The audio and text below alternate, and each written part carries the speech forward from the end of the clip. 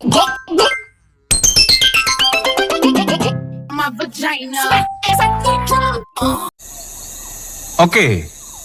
daon nih. Pagi semuanya. Pagi. Terima kasih atas kesempatannya. Di sini kami akan menjelaskan gimana cara buat koloid. Nah, pembuatan koloid itu ada dua cara dispersi dan cara kondensasi. Nah, untuk sebelum pembahasan selanjutnya, kami akan memperkenalkan terlebih dahulu. Macam tak betul je budak ni. Perkenalkan, saya Stefani Renata. Saya Sinta, saya Kaskaya Renasti, saya Karina Putri Kayla, saya Dewi Ariana, saya Maria Antania Kristina, saya Keyo Laura, saya Kawita Anastasia Sevin.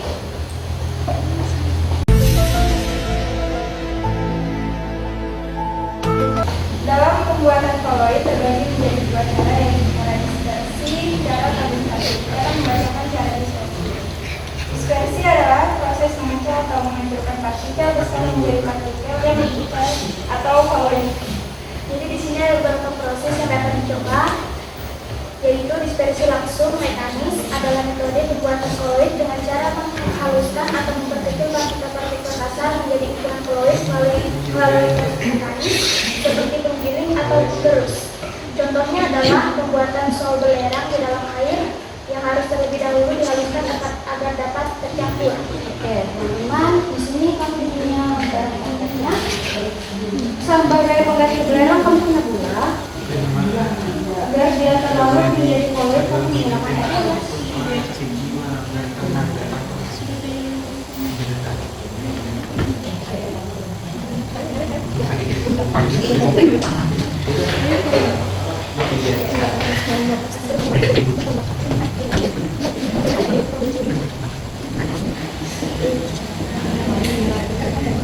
Oke teman-teman, ini adalah contoh dari larutan koloid, yaitu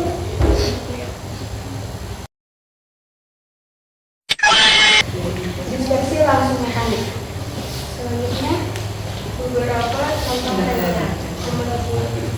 Homogenesi, proses di mana suatu fase yang terlalu dicampurkan agar menjadi suatu campuran. Contoh, kental manis dicampurkan dengan susu bubuk hingga ya teman-teman, selanjutnya kami ada bahan praktek selanjutnya. Di sini ada susu bubuk dan di sini ada susu kental manis yang akan kami tambahkan. Untuk percobaan prakteknya silakan dikurangi ya susu bubuknya biar jadi nyatu.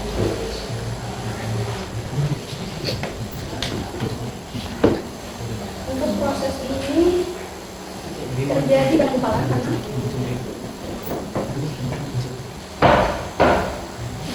Seperti ini ya. Contoh yang kedua ada peptisasi, proses pembentukan koloid dengan memecah endapan atau partikel padat menjadi ukuran koloid dengan bantuan zat peptisasi atau agen peptisasi.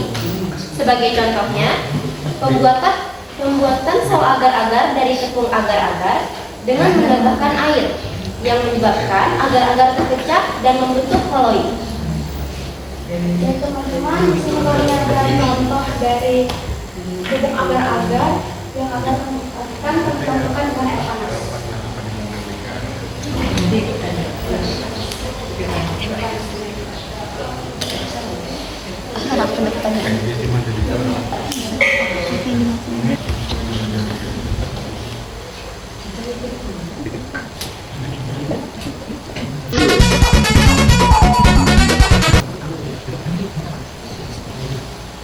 Teman-teman, ini contohnya mungkin kalau bisa diaduk sampai bawah ya, soalnya ini endapannya masih banyak. Lalu, contoh yang ketiga ada busul breading, suatu teknik sol atau larutan koloid, logam seperti emas, perak, atau platinum. Baik, ada cara yang kedua yaitu cara kondensasi. Kondensasi adalah proses perubahan wujud dari gas seperti uap yang kemudian menjadi cair. Contoh seperti uap air yang terjadi tetesan air pada kaleng minuman dingin. Proses ini terjadi karena energi partikel gas itu berkurang, sehingga mereka menjadi lebih dekat dan membentuk cairan. Kalau nggak kelihatan bisa maju ya. Ini tetesan airnya ada di sini. Karena dia berkeluar dan bekas ya. Baik, kesimpulan dari presentasi kami adalah dalam presentasi ini kita telah mempelajari proses pembuatan koloid. Koloid adalah sistem difresi yang sering kita jumpai di kehidupan sehari-hari. Koloid memiliki beberapa kriteria. Stop it. Get some help. Di antaranya dapat menghamburkan cahaya, dapat mengabsorpsi ion, dan dapat bergerak dalam keadaan listrik. Tentu saja jika ada pertanyaan silakan.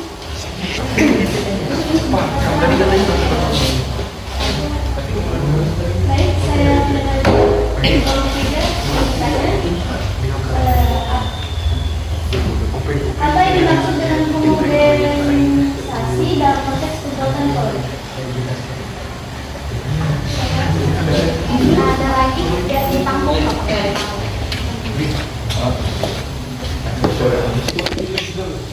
Baik, tadi kalian kan ada bilang dalam pembuatan koloid terbagi menjadi dua cara. Nah, kalian bisa jelaskan kelebihan sama kekurangan dari dua cara itu. Satu, saya ingin tanya bagaimana cara membedakan koloid yang berhasil terbentuk dari cara keduanya. Walaupun ada perbedaannya sih. Perbedaan antara dispersi sama kondensasi. Iya. Dicarikan dari sana sih. Walaupun tadi udah begitu. Aku mau jawab pertanyaan Najwa. Di dalam materi kami tadi kan udah jelasin tentang itu homogenisasi. Itu adalah proses di mana suatu fase yang terlarut di dalam campuran agar menjadi satu campuran. Cukup. Ini saya menjawab pertanyaan dari Google ya tentang kelebihan dan kekurangan dari dispersi dan kondensasi koloid. Dari dispersi sendiri, kelebihannya adalah proses pembuatannya lebih cepat. Penambahan elektrolit langsung mempengaruhi muatan koloid. Lalu efisien dan untuk pemisahan. Kelebihan yang ketiga juga praktis, tapi memiliki kekurangan tidak selektif. Resiko kontaminasi yang tinggi dan memerlukan kontrol yang tepat. Sementara untuk kondensasi sendiri, kelebihannya hasilnya lebih murni, dapat dikendalikan, dan cocok untuk pembuatan solidifit. Kekurangannya, proses pembuatan lebih lambat, perlu kondisi khusus, dan kurang efektif untuk limbah. Baik, bisa menjawab ya Adita. Koloid kondensasinya, ciri-cirinya dimulai dari molekul kecil atau ion, menggunakan metode seperti pendinginan, reaksi redoks, hidrolisis, atau fotokimia. Dan lagi, tidak melibatkan elektrolit untuk mengendapkan partikel, serta umumnya menghasilkan koloid yang lebih stabil. Mantap, terima kasih banyak. Sama-sama Dika. Baik, terima kasih atas perhatiannya. Kami akan menutup presentasi kami. Terima kasih.